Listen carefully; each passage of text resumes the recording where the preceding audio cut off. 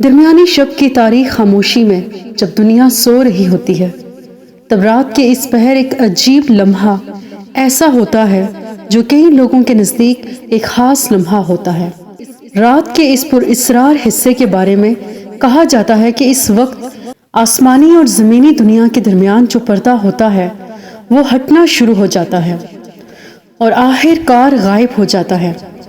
یہ وہ جادوئی اور پر اسرار لمحہ ہوتا ہے جس کے بارے میں نیکولا ٹیسلا نے کہا تھا کہ اس وقت خدا کائناتی رازوں کو سرگوشیوں میں ظاہر کرتا ہے۔ اس لمحے کا کائنات کے ساتھ کیا کنیکشن، اور نیکولا ٹیسلا نے اسی خاص لمحے کو سب سے اہم لمحہ کیوں کہا کہ جس لمحے ایک انسان اپنی زندگی بدل کر رکھ سکتا ہے۔ جانیے وقت کے سب سے پر اسرار لمحے کے بارے میں، جس وقت ہر رات ایک معجزہ آپ کے سامنے ہوتا ہے۔ ہمارے ساتھ رات کے اس خاموش سفر میں شامل ہو کر وہ راز جانیے جس لمحے وقت اور سپیس کے درمیان حائل پردہ ختم ہو کر وقت اور سپیس ایک ہو کر جھومنے لگتے ہیں، اور کائنات کا ذرہ ذرہ ایک انسان کو بتانے کی کوشش کرتا ہے کہ اے غافل، اٹھ کھڑا ہو، دیکھ تمہاری سب سے بڑی کامیابی تمہارے سامنے ہے۔ نیکولا ٹیسلا ایک دور اندیش و ذہین انسان تھا جس نے کائنات کے بڑے بڑے رازوں کو حل کیا تھا، اور آج سائنس ٹیسلا کی تحقیق کے بغیر ادھوری ہے۔ نیکولا ٹیسلا کی کامیابی اور ذہانت کا راز اس کے سونے کے وہ آداب تھے جس کو اپنا کر وہ ایک کامیاب انسان بنا۔ نیکولا ٹیسلا رات کے وقت 2 گھنٹے سوتا تھا اور رات کو کچھ دیر کے لیے آرام کرتا۔ اس کا ماننا تھا کہ اس کی نیند کی اس روٹین کی وجہ سے وہ اپنے کام کو بھرپور انرجی سے کر پاتا ہے۔ ٹیسلا نے ایک جگہ اس وقت کے بارے میں لکھا تھا جس کا ٹائٹل اس نے یہ دیا کہ خدا رات کے 3 بجے کیوں جاگتا ہے، اور یہ ٹائٹل کسی کی سمجھ میں نہیں آیا، لیکن جب اسے ٹیسلا کے نظریے سے دیکھا گیا تو بات واضح ہونے لگی کہ رات کے 3 بجے کا یہ وقت ہی 24 گھنٹوں میں سب سے طاقتور اور اہم وقت ہے، اور اس وقت جاگنے والا اپنے جسم کے اندر ایک عجیب سی انرجی اور طاقت محسوس کرتا ہے، جیسے کوئی اندیکھی قوت اس کے جسم میں داخل ہو کر اسے اپنی زندگی کا پورا نقشہ سمجھا رہی ہو۔ ٹیسلا کا ماننا تھا کہ اس وقت ایک انسان کا دماغ سب سے زیادہ ایکٹیو اور تخلیقی حالت میں ہوتا ہے، جس وقت انسان ان چیزوں کے بارے میں سوچ سکتا ہے جو چیزیں یا باتیں عام طور پر اس کی سوچ سے کافی دور ہوتی ہیں۔ روحانی طور پر بھی اس وقت وہ سب سے زیادہ اہم سمجھا جاتا ہے، اور کئی مذاہب خاص کر اسلام میں کہا گیا ہے کہ اس وقت ہماری جسمانی دنیا اور روحانی دنیا کے درمیان جو پردہ یا رکاوٹ ہوتی ہے، جس پردے کی وجہ سے ہماری یہ دنیا اس روحانی دنیا سے الگ ہوتی ہے، وہ پردہ اس وقت ہٹ جاتا ہے۔ جسمانی دنیا اور روحانی دنیا کے درمیان راستہ کھل جاتا ہے۔ نیکولا ٹیسلا کا اس بات پر یقین تھا کہ ایک ایسی طاقت موجود ہے جو ہماری اس پوری کائنات کو کنٹرول کرتی ہے، اور جو طاقت انرجی کی شکل میں پورے کائنات سے رابطے میں ہے۔ اس لیے نیکولا ٹیسلا نے کئی مذاہب کو اسٹڈی کیا، لیکن اس کے مطابق جس مذہب میں اندیکھی طاقت یعنی خدا کا تصور سب سے زیادہ مضبوط اور حقیقی ہے، وہ اسلام ہے۔ قرآن و حدیث میں کئی جگہ اس حوالے سے اشارے موجود ہیں کہ صبح کے 3 بجے کا وقت انتہائی اہم ہوتا ہے۔ یہی بات نیکولا ٹیسلا سمجھ چکا تھا، اور وہ ان انرجیز کی تلاش میں تھا، جو انرجیز ایک انسان کو اس اندیکھی طاقت کے قریب تر لاتی ہیں۔ اسی لیے نیکولا ٹیسلا ہمیشہ صبح کے 3 بجے جاگ کر اپنے کام میں مشغول ہو جاتا تھا، کیونکہ موجودہ سائنسی ریسرچ کے مطابق بھی یہ وہ وقت ہوتا ہے جب ہر طرف مکمل خاموشی کا راج ہوتا ہے اور ایک عجیب سا سکون فضا میں پھیلا ہوتا ہے، جس سے ایک انسان کا دماغ اس وقت سب سے زیادہ ایکٹیو ہوتا ہے اور اس کے سوچنے سمجھنے کی صلاحیت کئی گنا بڑھ جاتی ہے۔ اسلام میں صبح کے 3 بجے کے اس وقت کو تہجد کا وقت کہا جاتا ہے، جس کے دین اسلام میں انتہائی فضیلت بیان ہوئی ہے۔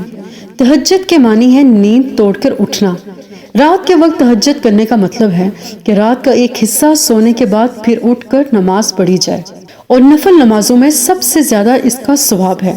1990 کی دہائی میں امریکی سائنسی جریدے سائنٹیفک امریکن میں ایک ریسرچ چھپی تھی جو امریکہ کی یونیورسٹی آف پینسلوینیا میں کی گئی، جس میں انسانوں اور جانوروں کے دماغوں پر برقی الیکٹرانز لگا کر نیند کے دوران ان کے دماغوں کا تجزیہ کیا گیا۔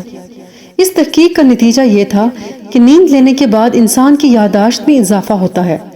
اس ریسرچ کے لحاظ سے رات کے آخری گھڑیوں میں جب وہ بندہ نیند سے بیدار ہو کر تہجد کی نماز ادا کرتا ہے تو دعا کے دوران اپنی ماضی کی کوتاہیوں کو رات کی خاموشی میں آسانی سے یاد کر کے اللہ سے اس کی معافی مانگ سکتا ہے۔ میڈیکل سائنس کی روح سے دیکھا جائے تو میڈیکل سائنس کہتی ہے کہ صبح 3 بجے یعنی تہجد کے وقت اٹھنا جسم میں بیماریوں کو دور کرتا ہے۔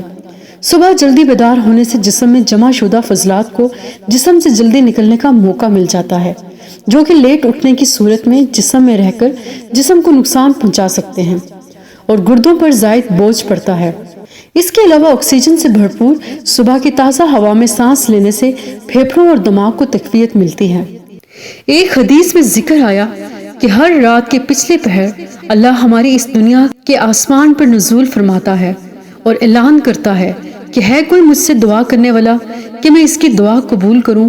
اب غور کریں کہ یہ وہی اندیکھی قوت ہے جس کا ذکر نیکولا ٹیسلا نے اپنی ریسرچ میں کیا اور کہا کہ یہ وقت ایک انسان کی زندگی کا انتہائی اہم وقت ہوتا ہے۔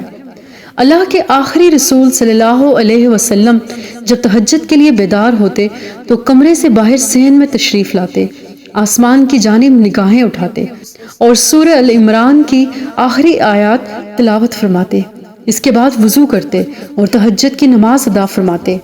نیکولا ٹیسلا کی یہ پوری ریسرچ اللہ نے قرآن کی 2 آیات میں بیان فرمائی، جہاں سورۃ ال عمران کی آیت نمبر 190 اور 191 میں ارشاد فرمایا، بلا شبہ آسمانوں اور زمین کے پیدائش میں، رات دن کے عدل بدل میں اہل ایمان کے لیے نشانیاں ہیں۔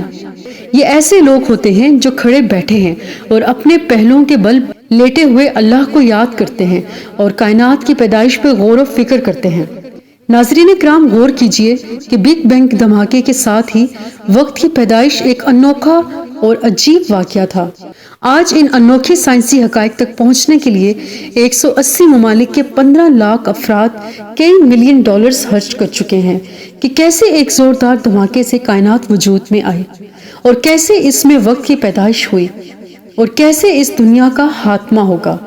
یہ تمام تفصیلات آج سائنس کے پاس موجود ہیں، لیکن غور کیجئے کہ آج سے 1400 سال پہلے رسول صلی اللہ علیہ وآلہ وسلم صبح کے 3 بجے بیدار ہو کر نماز تہجد پڑھ کر سارا کچھ بتا گئے۔ جیسا کہ قرآن میں ہے کہ وہ کائنات کا منفرد موجد ہے اور جب وہ کسی منصوبے کو وجود بخشنے کا فیصلہ کرتا ہے تو بس منصوبے کے بارے میں کن کہتا ہے اور وہ وجود میں آ جاتا ہے۔ ناظرین کرام، یہ ہے فلکیاتی سائنس کا وہ سمندر حضور اکرم صلی اللہ علیہ وسلم کی نماز تہجد سے کھلا۔ اللہ تمام اہل علم کو اس نماز کی توفیق عطا فرمائے۔ معزز ناظرین، ہمیں اس چینل کو آگے بڑھانے میں آپ کے تعاون کی ضرورت ہے۔ اگر آپ کو ہماری ویڈیوز پسند آتی ہیں تو ہماری ویڈیوز کو لائک اور شیئر کیا کریں۔ ہمارے اس چینل کو ضرور سبسکرائب کیجیے گا تاکہ ہم اور آپ مل کر اپنے دین اسلام کا پیغام پوری دنیا تک پھیلا سکیں۔ اللہ تعالیٰ سے دعا ہے کہ ہمیں اپنی فرما برداری اور شکر گزاری کی زندگی گزارنے کی توفیق عطا فرمائے۔ اللہ حافظ۔